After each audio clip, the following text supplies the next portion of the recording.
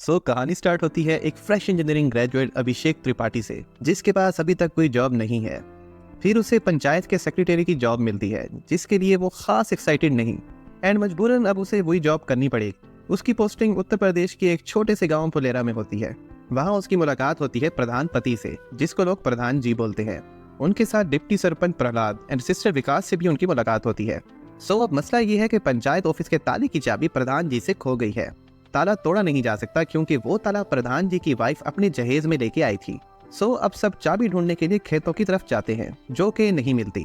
विकास चाबी वाले को लाने के लिए अभिषेक की बाइक लेके जाता है, बट चाबी वाला नहीं मिलता है एंड बाइक का भी बेड़ा गर्क हो जाता है। अब शाम हो चुकी है। प्रधान जी अभिषेक को अपने घर खाने पर लेके जाते हैं एंड प्रधान जी की बीवी ताला तोड़ने की इजाजत दे देती है। अभिषेक सब चीजों से तंग आके ठानता है कि अब वो जॉब स्विच करेगा। दोस्त उसे मशवरा देता है कि कैट का एग्जाम दे के MBA में एडमिशन ले ले।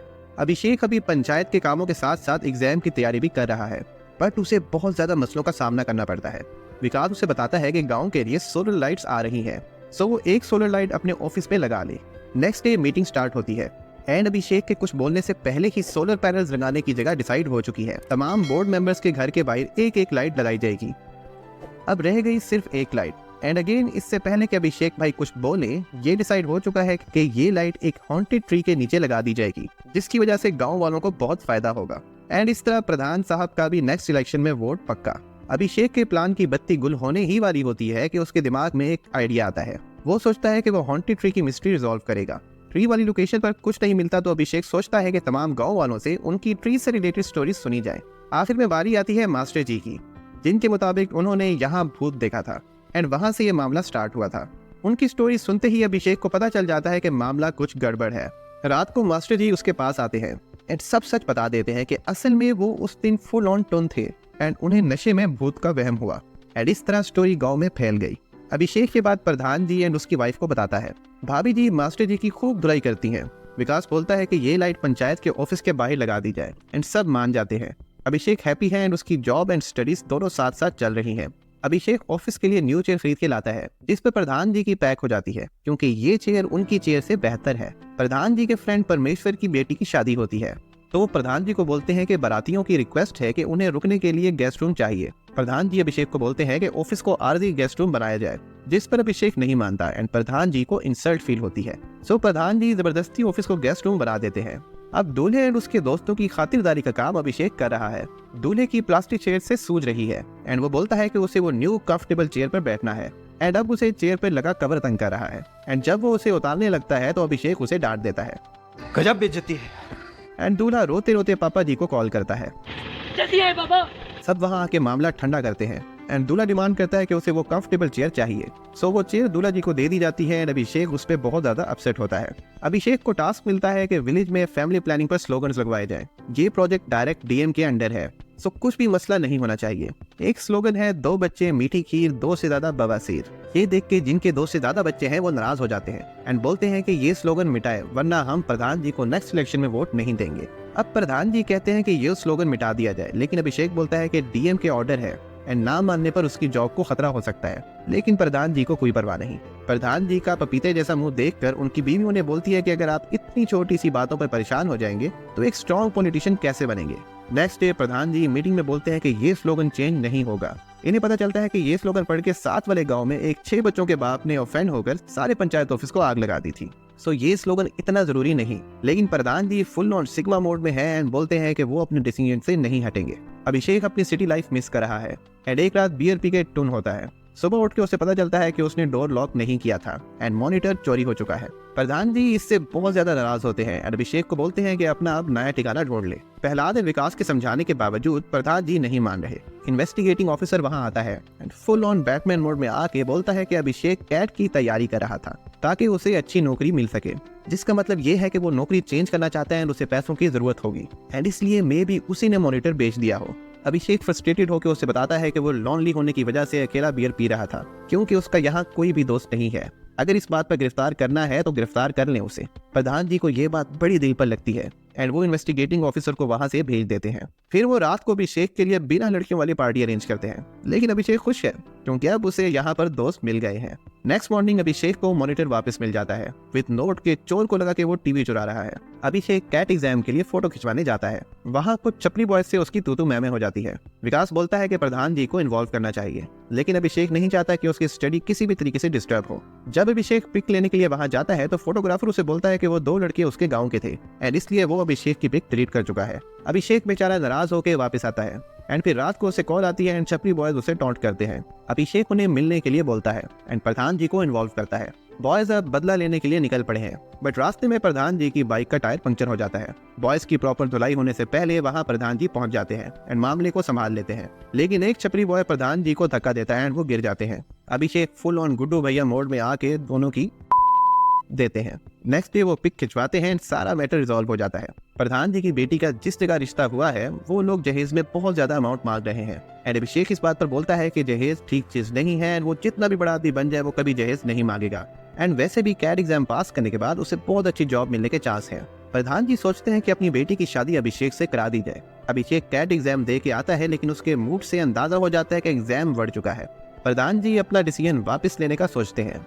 रिपब्लिक डे की तैयारियां चल रही है। मंजू देवी अभिषेक का एग्जाम ना पास होने पर उन पर टोंट करती हैं एंड अभिषेक बदले में उन पर टोंट करता है कि सरपंच तो वो है लेकिन नेशनल एंथम तो प्रधान जी गाएंगे एंड ये बात मंजू देवी के दिल पे लगती है। सो वो ठानती है कि वो नेशनल एंथम सीखेंगी एंड फ्लैग सेरेमनी में जाएंगी। मसला मंजू देवी को नेशनल एंथम सिखाना है जो कि वो सीख नहीं पा रही। अब रिपब्लिक डे आ चुका है। डीएम वहां पहुंचती है एंड बोलती है कि असली प्रधान को बुलाया जाए वरना अभिषेक को सस्पेंड कर दिया जाएगा। मंजू देवी वहां पहुंच जाती है, नेशनल एंथम पढ़ती है। पूरा गांव उनको सपोर्ट करता है। अभिषेक भी मोटिवेट होकर डिसाइड करता है कि नेक्स्ट ईयर वो फिर कैट का एग्जाम देगा। अभिषेक के दोस्त ने उसे बताया था कि गांव टंकी के ऊपर चढ़ के बहुत खूबसूरत नजर आता है। अभिषेक फिर टंकी पर व्यू देखने के लिए जाता है तो उसकी मुलाकात प्रधान जी की बेटी रिंकी से होती है एंड यहाँ सीजन 1 का एंड हो जाता है। सीजन 2 के स्टार्ट में प्रहलाद एंड विकास अभिषेक को टंकी से नीचे उतरते देखते हैं। अभिषेक खुश होकर उन्हें बताता है कि उसकी मुलाकात 2 महीने पहले यहाँ रिंकी से हुई थी। अब यहाँ तालाब की खुदाई हो रही है। प्रधान जी और अभिषेक डिसाइड करते हैं कि ये मिट्टी परमेश्वर को बेची जाए। अभिषेक कहता है कि मिट्टी वो कम दामों में नहीं बेचेगा, बट प्रधान जी बोलते हैं कि परमेश्वर उनका दोस्त है एंड उससे वो भाव ज्यादा नहीं करवा सकेगा। तब अभिषेक आइडिया देता है कि ये काम मंजू देवी को सौंप दिया जाए। प्रधान जी परमेश्वर को घर बुलाते हैं एंड मंजू देवी को बोलते हैं कि 300 से कम रेट नहीं लगाना। प्रधान जी फिर उसे बुला के वहाँ घर नहीं जाते ताकि रेट लग सके एंड मंजू देवी 300 का रेट लगाती है, जिस पर परमेश्वर नाराज होकर वहां से चला जाता है। अब प्रधान अभिषेक को बोलता है कि परमेश्वर को 280 में मना ले एंड अभिषेक परमेश्वर को 280 पे मना लेता है। अब एंट्री होती है भूषण साहब की, जो सीजन 1 के स्लोगन 2 बच्चे मीठी खीर एंड 2 से ज्यादा बबल सिर वाली बात पर अभी तक नाराज है। वो अभिषेक के पास जाता है एंड बोलता है कि लास्ट इलेक्शन में प्रधान जी ने रोड बनाने का वादा किया था जो कि अभी तक नहीं बनी। अभिषेक प्रधान जी से रोड की बात करता है तो उसे पता लगता है कि पंचायत में बजट खत्म हो चुका है। अभिषेक वहां से लोकी बाइक पे रख के चला जाता है।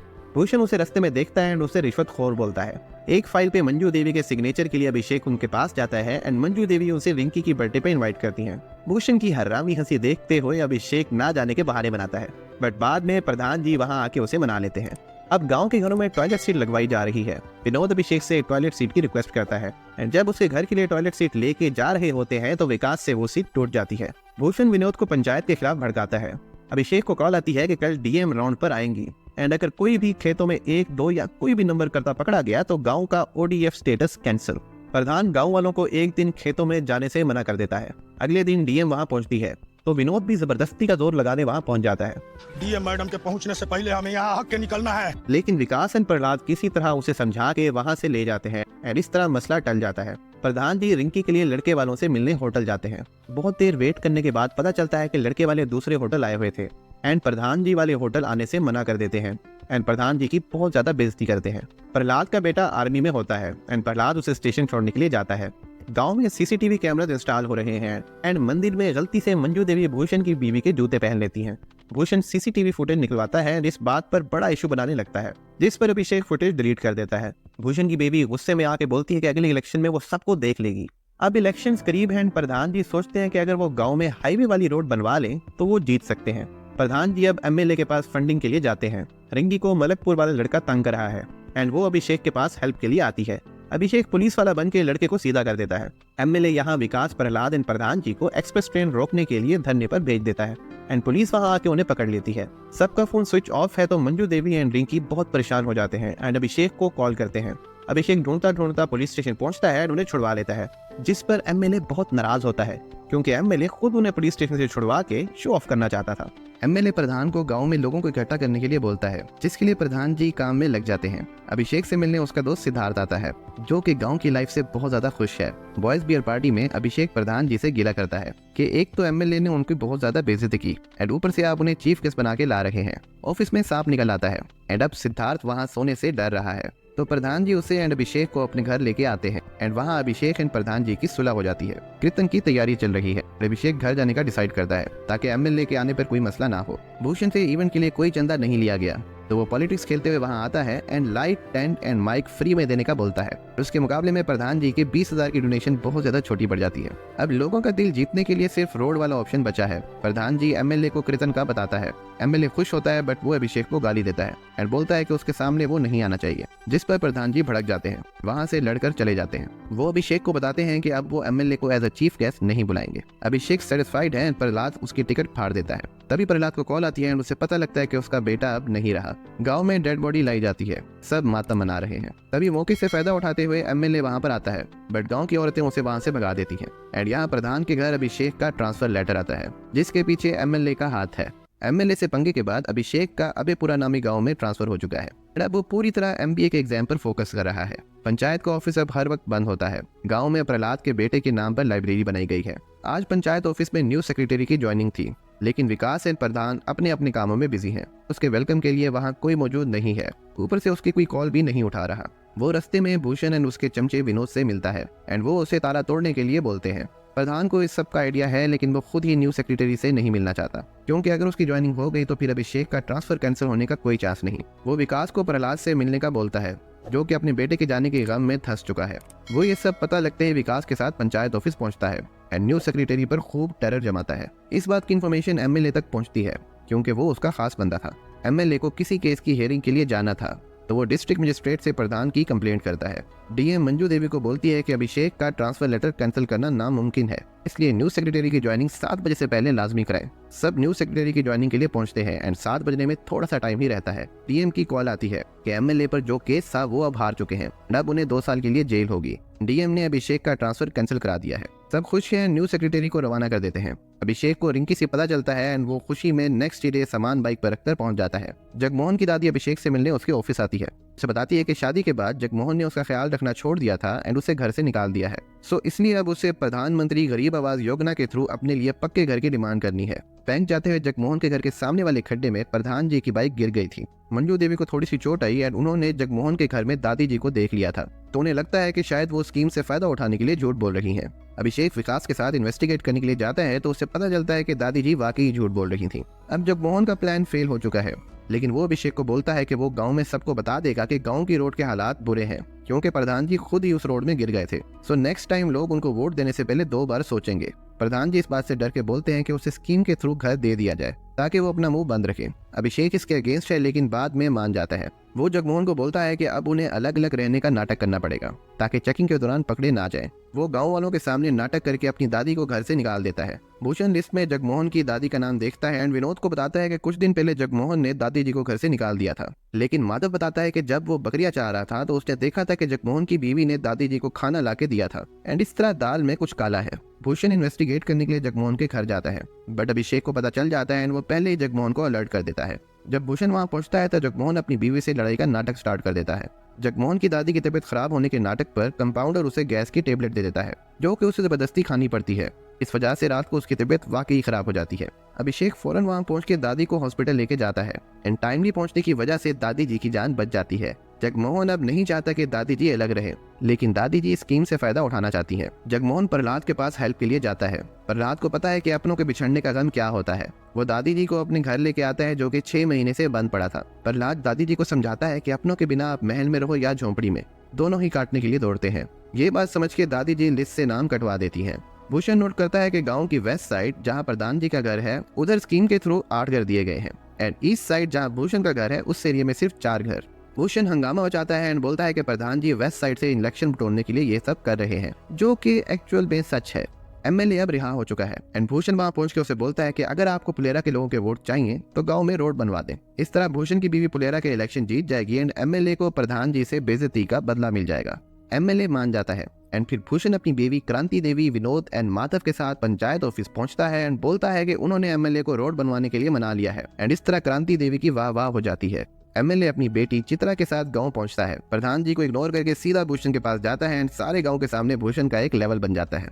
एमएलए विनोद के घर जाके मटन खाता है। सेरेमनी के एंड में एमएलए बम बहादुर के कबूतर को उड़ाता है लेकिन कबूतर जमीन पे गिर जाता है। पता लगता है कि कबूतर मर चुका है एंड बम बहादुर इसका इल्जाम एमएलए पे लगाता है। एमएलए का चमचा उसका कॉलर पकड़ता है तो गांव के लोग उसे डिफेंड करते हैं। इससे पहले कि माहौल मजीद गर्म हो, एमएलए वहां से भाग जाता है। रात को न्यूज रिपोर्टर बम बहादुर का इंटरव्यू लेते हैं। बम बहादुर बोलता है कि एमएलए उसके कबूतर की मौत का जिम्मेदार है। एमएलए पर पहले ही एनिमल क्रूरल्टी के केस हैं एंड मजीद बदनामी से बचने के लिए वो भूषण को बोलता है कि बम बहादुर का एक और इंटरव्यू करवाओ जिसमें वो बोलेगा कि कबूतर बीमार था एंड इसलिए मर गया एंड अगर उसने ऐसा नहीं किया तो वो उसका ऐसा हचर करेगा कि पूरे गांव वाले याद रखेंगे। बम बहादुर बोलता है कि अगर एमएलए प्यार से बोलता तो शायद वो मान भी जाता, लेकिन अब नहीं। वो एक और इंटरव्यू देता है जिसमें प्रधान जी के समेत ईस्ट एंड वेस्ट पुलेरा के लोग भी उसके पीछे खड़े हैं। एमएलए बम बहादुर की टांगे तोड़वाने के लिए बबलू एंड डब्लू को भेजता है लेकिन बम बहादुर बच जाता है एंड प्रधान जी को सब बताता है। इस बात को लेकर पंचायत में मीटिंग होती है कि एमएलए को किस तरह सबक सिखाया जाए। अभिषेक बोलता है कि एमएलए अपना घोड़ा बेच रहा है एंड जैसे कि सब जानते हैं कि एमएलए पुलेरा गांव को बिल्कुल भी वैल्यू नहीं देता, सो अगर पुलेरा गांव में कोई इसका घोड़ा खरीद ले तो एमएलए की खूब बेइज्जती होगी। लेकिन मसला ये है कि एमएलए घोड़ा किसी पुलेरा के बंदे को नहीं बेचेगा। तो उन्हें आइडिया आता है कि क्यों ना परमेश्वर के अड़ियल दामाद गणेश को घोड़ा खरीदने के लिए भेजा जाए क्योंकि वो उस गांव से नहीं है एंड एमएलए उसे नहीं जानता। गणेश मान जाता है एंड प्रहलाद उसे अपनी सेविंग्स 5 लाख ला के देता है जो कि उसने अपने बेटे के लिए रखी थी, लेकिन अब बेटा ही नहीं रहा तो सेविंग का क्या फायदा। गणेश को रवीना से पता चलता है कि रिंकी एंड अभिषेक एक दूसरे को चाहते हैं तो वो गांव से निकलते ही अभिषेक को रिंकी के साथ बैठने का बोलता है। रिंकी एंड अभिषेक पहले ही गाड़ी से उतर जाते हैं एंड गणेश घोड़ा खरीद के गाँव ले आता है जिस पर गाँव वाले खूब जश्न मनाते हैं। भूषण ये देख के एमएलए को कॉल करता है कि आपका घोड़ा तो पुलेरा पहुंचा हुआ है। ये सुन के एमएलए बहुत ही ज्यादा गुस्से में आता है एंड अपनी फौज को तैयार करके पुलेरा पहुंच जाता है। भूषण उन्हें रोकता है और बोलता है कि इस तरह आपके वोट खराब हो जाएंगे, लेकिन वो उसे बोलता है कि अगर 3 बजे तक घोड़ा उसे वापस नहीं मिला तो वो पुलेरा पर हमला कर देगा। भूषण सबको इस बात का बताता है लेकिन कोई उसकी बात नहीं मानता एंड वहां से भगा देते हैं। प्रधान जी एंड गाँव वाले मुकाबले के लिए रेडी है।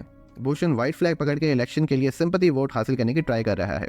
यहाँ एमएलए प्रधान जी को गोली मारने के लिए रेडी है एंड ऊपर टैंकी पर प्रहलाद भी एमएलए पर बंदूक ताने खड़ा है। तभी मामले को ठंडा करने के लिए ब्लॉक डेवलपमेंट ऑफिसर इंस्पेक्टर के साथ वहां पहुंच जाते हैं एंड एमएलए की डीएम से बात करवाते हैं जिसने एमपी को लाइन पर लिया हुआ था। एमपी की बात सुन के एमएलए ठंडा हो जाता है एंड अपने बंदे लेके वहां से चला जाता है। अभिषेक एग्जाम देने जा रहा होता है कि कुछ लोग उस पर हमला करते हैं। प्रधान अभिषेक को जल्दी से एग्जाम के लिए रवाना करता है लेकिन खुद फंस जाता है। तभी प्रधान जी पर गोली चलती है। ये सुनते ही अभिषेक वहां पहुंचता है एंड उसे पता लगता है कि गोली प्रधान जी के कंधे पर लगी थी एंड वो खतरे से बाहर है। एमएलए प्रधान का हाल पूछने के लिए वहां पहुंचता है तो अभिषेक उसे रोक लेता है। एमएलए बोलता है कि उसका इसमें कोई कसूर नहीं है, अगर उसने प्रधान जी पर हमला करवाया होता तो वो जिंदा ना होता। भूषण बोलता है कि क्या पता प्रधान जी ने खुद पर खुद से ही हमला कराया हो ताकि वो इलेक्शन में वोट बटोर सके। इस बात पे अभिषेक को खूब गुस्सा आता है एंड वो भूषण को एक मस्त करारा थप्पड़ मारता है जिस पर लड़ाई स्टार्ट हो जाती है। 2-3 सोटे तो अभिषेक एमएलए को भी पेल देता है। इसके बाद सबको थाने ले जाया जाता है। सो गाइस, यहाँ पर सीजन 3 का एंड हो जाता है एंड अभी तक पता ये नहीं चला कि प्रधान जी पर हमला किसने कराया था। काइंडली कमेंट में जरूर बताइएगा कि आपका शक किस पर है एंड आप नेक्स्ट कौन सा रिकैप देखना चाहते हैं। वीडियो को लाइक करें, शेयर करें, चैनल को सब्सक्राइब करें एंड बेल आइकन जरूर दबाएं ताकि आपसे कोई भी ऐसी वीडियो मिस ना हो। मिलते हैं नेक्स्ट रिकैप में। Till then take care.